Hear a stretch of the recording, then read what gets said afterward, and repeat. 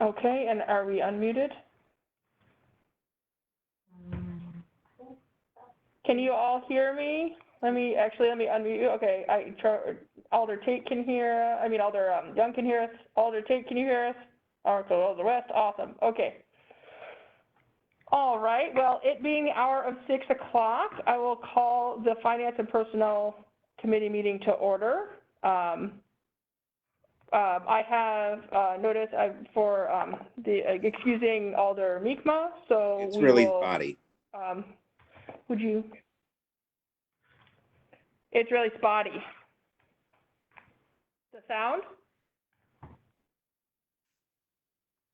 Okay, I don't know what to do about that.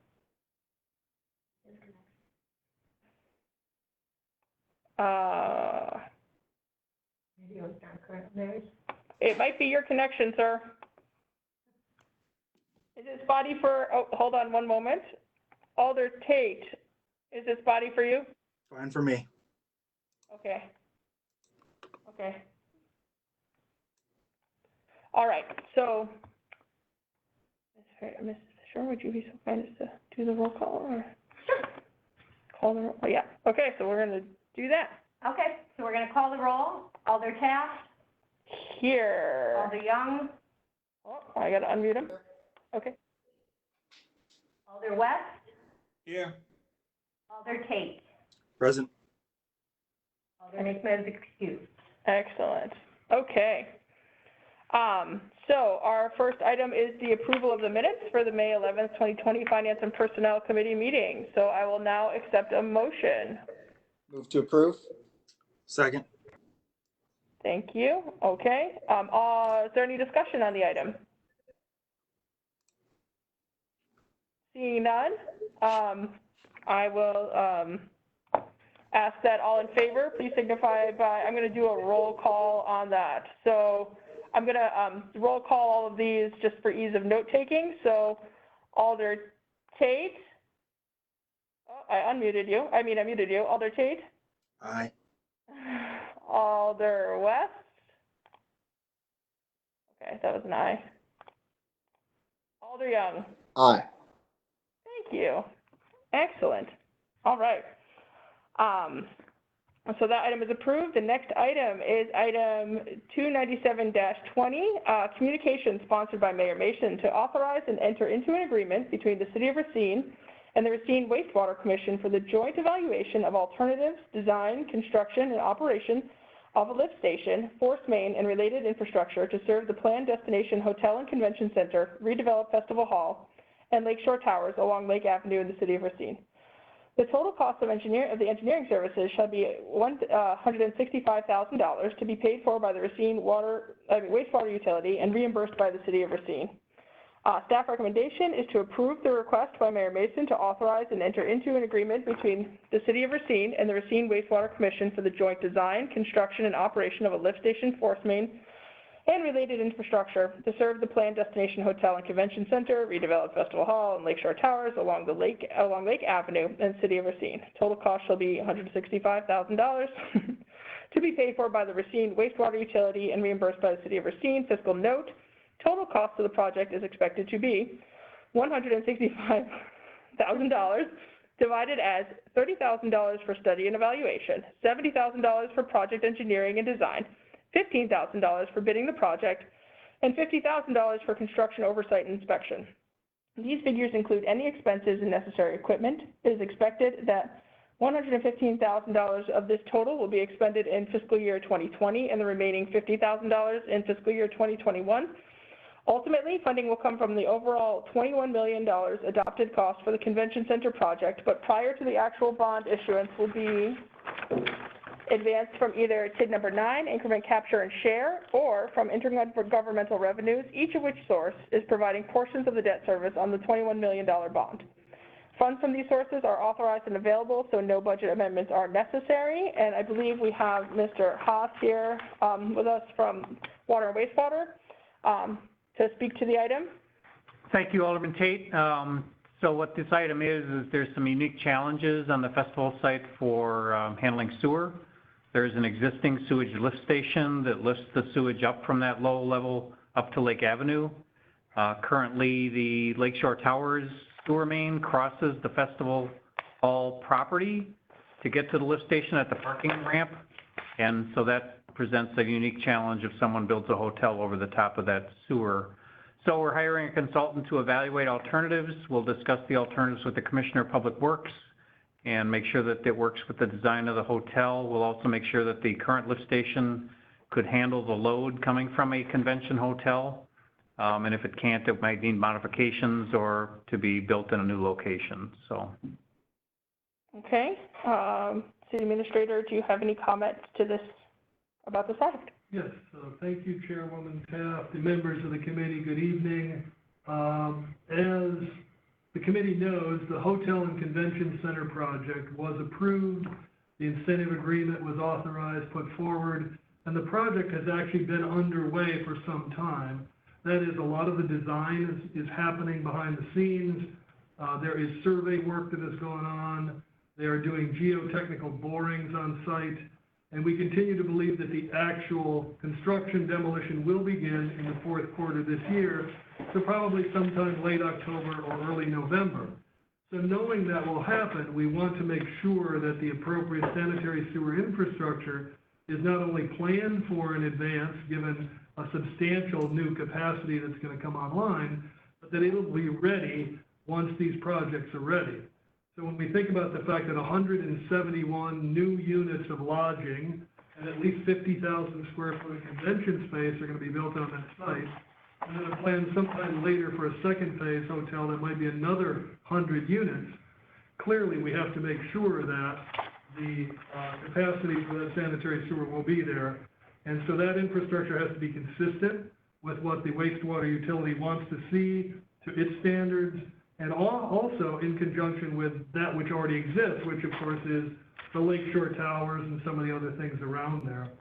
So this is a agreement that has been done in the past very similarly when the wastewater infrastructure is put into place, so that it is done in effect with the oversight and the control and the regulation by the utilities, but gets paid for by the entity responsible. In this case, it will be the city. So it will get fronted by the utility and then ultimately reimbursed by the city. And this cost, of course, is just the engineering, design, and construction oversight. It is not the actual cost of the infrastructure. That will also be part of the overall project budget. But we have to determine what that is, and that will come out of this design as it moves forward.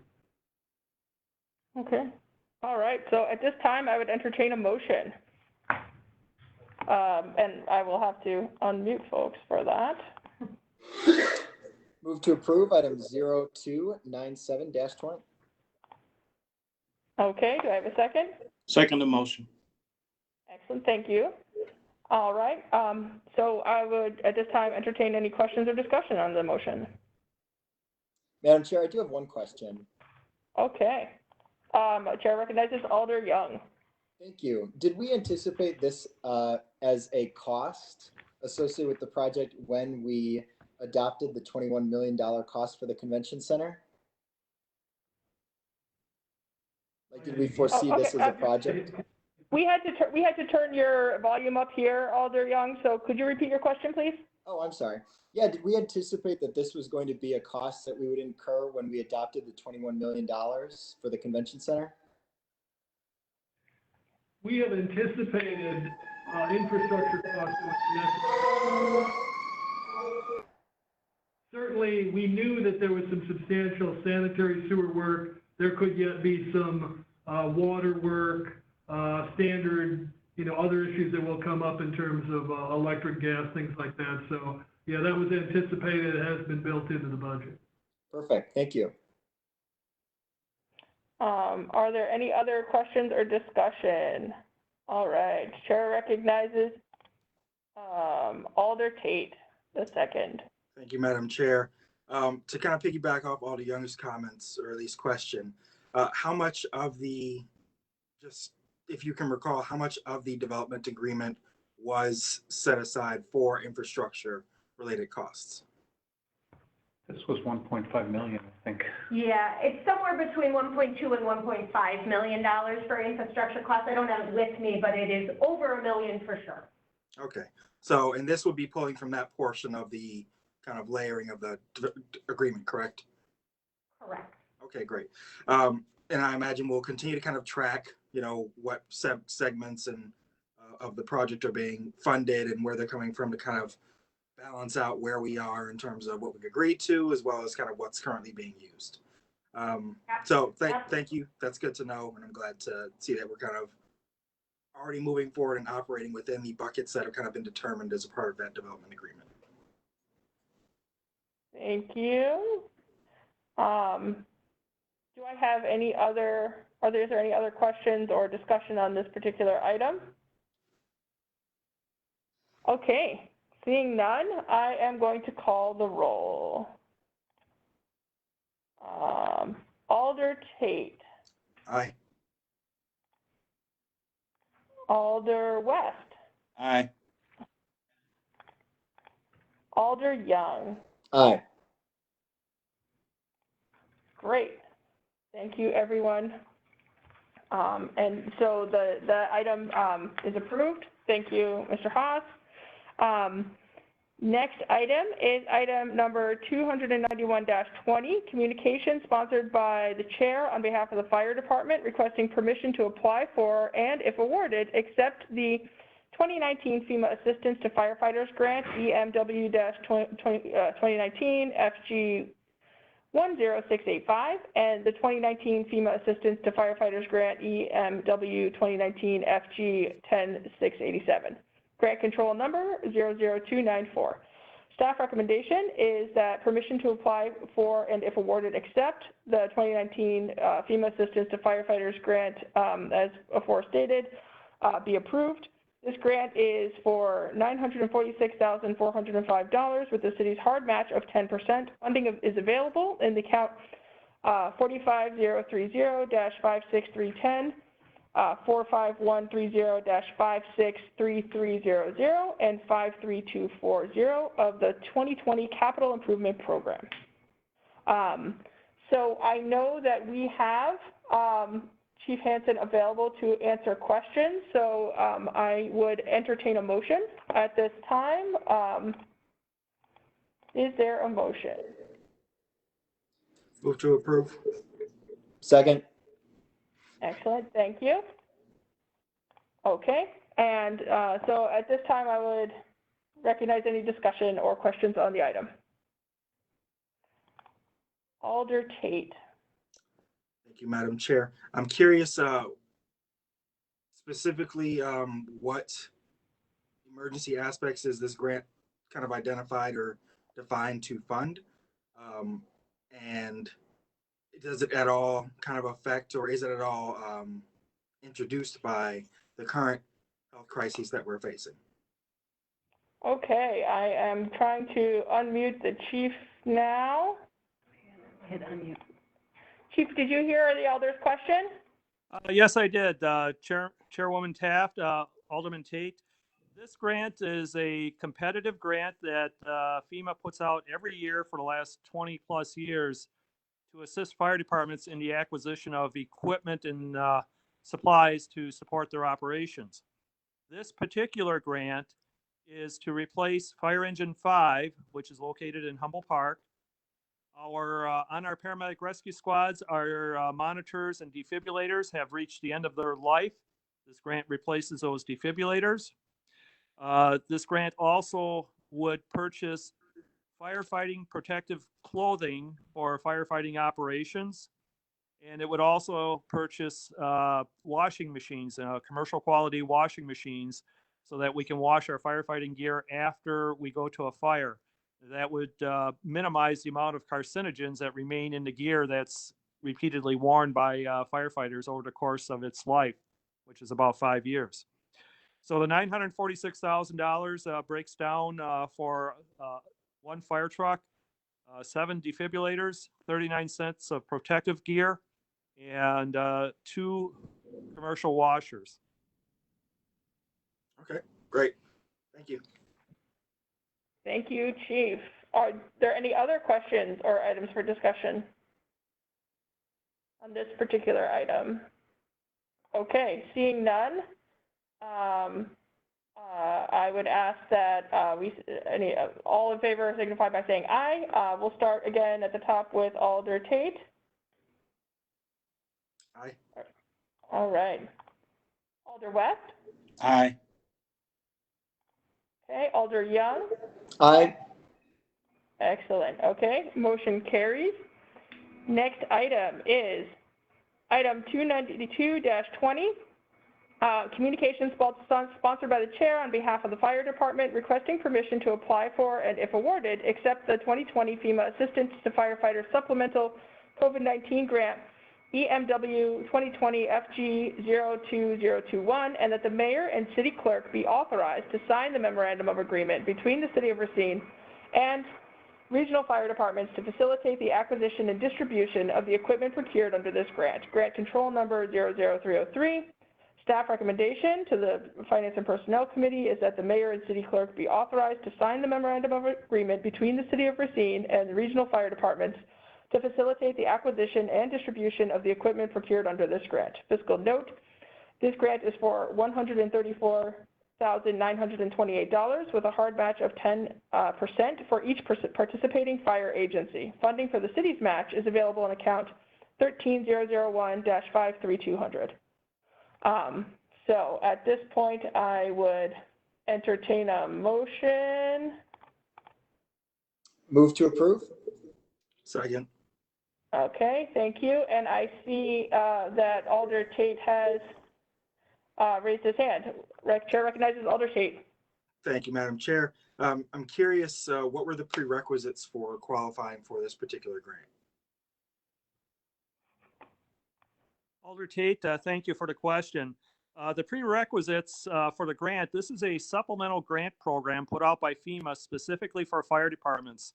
They allocated approximately $100 million for fire departments across the nation to help support their needs for personal protective equipment. When we applied for this particular grant, we were informed by our FEMA representative out of Chicago that the likelihood of getting the grant could be enhanced by doing this as a regional grant. So what we did is we collaborated with 7 other fire departments in Racine County to make this submission for this particular grant. The total grant is for $134,000. The city share is $68,000, which will purchase masks, gowns, protective Tyvek gear, and other protective equipment that we would use. Not only have we used since March, but also through the end of the year. So the grant is designed to support our emergency operations and PPE through December. Our $68,000 portion of this grant, the city's match is $6,800. And the other fire departments that are participating in this grant will provide their own 10% match. The distribution of equipment is based on call volume and estimated call volume. And those numbers were supplied to FEMA as part of our request. We should know by sometime next week whether this grant is awarded or not. This grant has been fast-tracked by FEMA, so we will know very shortly if we qualify and will be awarded this grant. Were there any factors, that would weigh greater that's taken into account for qualification or awarding of this grant? Yes, there is. Part of the qualifications was what is called the burn rate on our supplies. So what we did is we looked at the last 3 months and seen how quickly we are using our personal protective equipment. And then we use that as a projection for the next 7 months on what we're going to use. So that was the qualification. Our call volume, we run approximately 12,000 calls a year. And of course, every call, our members are using the PPE. So that's how we calculated the burn rate, which is what FEMA was looking for in determining this grant. The other qualifications were the financial needs of the community. As we all know, Racine has got some challenges in that area, and that was also articulated in the grant request to FEMA. So that helps us substantially in getting this grant. Okay. All right. Thank you. Okay. I will, Chair recognizes Alder Young for a question. Thank you, Madam Chair. I have a question regarding what other regional fire departments are participating in this grant application. Alder Young, the fire departments that are participating, of course, there's Racine, Caledonia, City of Burlington, Rochester, Waterford, Tishigan, and I believe that's it. Yeah, Thank you. Thank you, Chief. no problem. All right, I'm just gonna mute you real quick, Chief. Are there any other questions or, oh, okay. Alder Young, do you have another question or is your hand? Yep. Okay, just checking. I have another screen here, so I can't tell, easily. Okay, so, excellent. Did I do the motion yet? I think I did, yeah. Yeah, okay. So, if there are no other questions, then I would, ask you to signify aye, if you concur with this motion. So I'm going to call the roll, again, starting at the top of my list here, as it is on the WebEx. So, Alder Tate the second. Aye. Okay, thank you. Alder West. Aye. Thank you. Alder Young. Aye. Thank you. Excellent. So motion carries. And so the next item is item 293-20, communication sponsored by the chair on behalf of the fire department requesting permission to accept the 2020 Wisconsin Hazmat Response System Equipment Grant 2020 HRER 0111933. Staff recommendation is that permission to accept the 2020 Wisconsin Hazmat Response System Equipment Grant be granted. Fiscal note, this grant provides for the 100% reimbursement of hazardous materials monitoring equipment purchased by the fire department. The amount of the grant is $4,222.48. The grant from the state of Wisconsin Department of Military Affairs is for hazardous materials monitoring equipment purchased by the fire department for use as part of our regional hazardous materials response team. There is no local match and no levy dollars used in this grant. So I am going to unmute the chief one more time, just in case, and I would, at this time, entertain a motion. Move to approve? Second. Thank you. Do we have any discussion or questions on this item?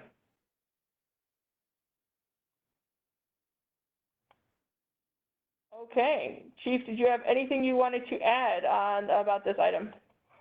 Nothing to add in particular, but I would like to thank the committee members for their time in going through these grant applications this evening. Thank you, sir.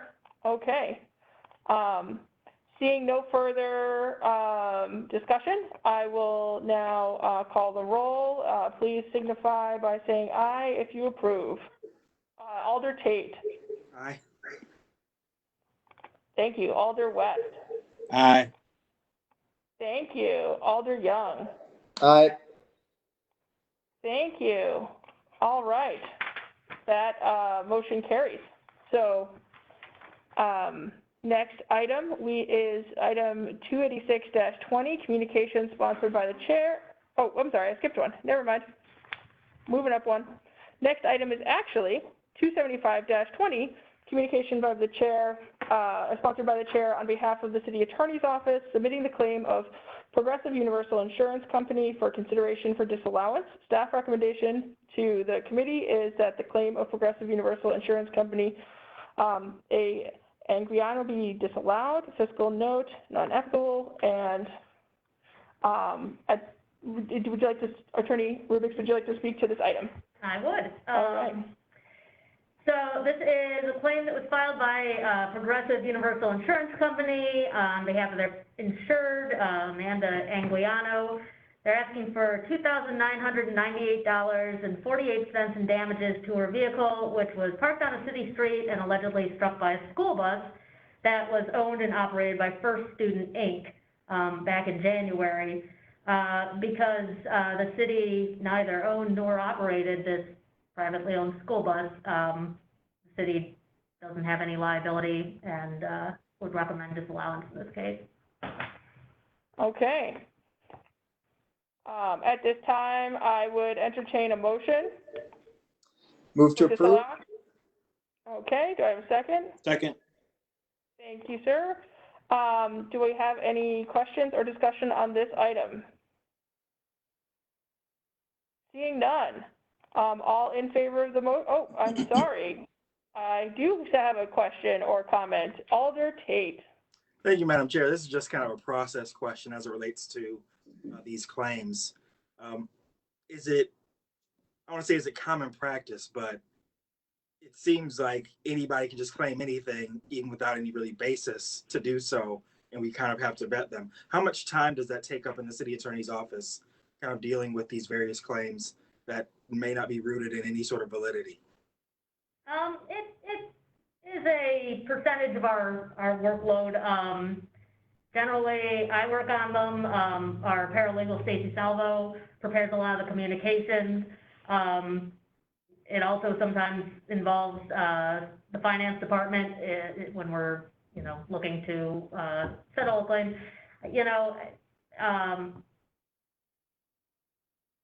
I couldn't really put a number on it, but every week I'm working on one, so it does take up some time. Okay. Well, thank you all for doing that. It's, when I see claims like this that are like, oh, well, let's get the money back from the city, where it has nothing, literally nothing to do with the city, except it happened within our city limits, perhaps at the most. It just seems like, wow, the amount of time that city staff had to kind of weed through these various things that aren't based in reason or reality or logic or rationale. You all are saints, so thank you. All right, so on that note, is there any further discussion or questions? Okay, so I will start, sorry, it's been a long day already. Please signify by saying aye if you support the motion, and I will start again with Alder Tate. Aye. Okay. Alder West? Aye. Thank you. Alder Young? Aye. Thank you. All right. Motion carries, so that will move on to the next item. Item number 286-20, communication sponsored by the chair on behalf of the city attorney's office, submitting the claim of Steve Halovic for consideration for disallowance. Staff recommendation is that the claim be disallowed, and Attorney Rubix, would you like to speak to this item? Good, thank you. Steve Halovic of Phillips, Wisconsin, filed a claim for reimbursement for $7,329.57 in damages to a property he owns that's located at 1740 Webster Street here in Racine, as a result of an alleged sewer backup on the property in their basement back in October of 2019. Upon further investigation, the city determined that when the sewer main for this property was rehabilitated by a contractor, the contractor's reinstatement of the privately owned lateral was incomplete. Because of that, the alleged defect that may have caused the sewer backup on this particular property was not a defect caused by city employees, and for that reason, we recommend disallowance of this claim. Okay. Thank you, Attorney. Are there any questions or items for discussion on this item? Okay. Seeing none, I'll enter. Oh, sorry. I think I need to do a motion first. So we need to do a motion first, then discussion. So at this time, I would entertain a motion. Move to approve. Okay. Thank you, Alders. Okay, and at this point, we can discuss. Or not. It's good either way. Okay, so at this time, please signify by saying aye to support the motion, and I will start with Alder Tate once again. Aye. Thank you, sir. Alder West? Aye. Thank you, sir. Alder Young? Aye. Thank you, sir. Okay. This brings us, this motion carries, and at this point, this exhausts our agenda for this meeting, so I will now entertain a motion to adjourn. Move to approve. All right. Excellent. We are adjourned. Thank you. It's 6:32 PM. Thank you, everyone, for your work. Okay. Now I need to figure out how to stop. So you're just gonna hit the X. Okay. Yeah, that.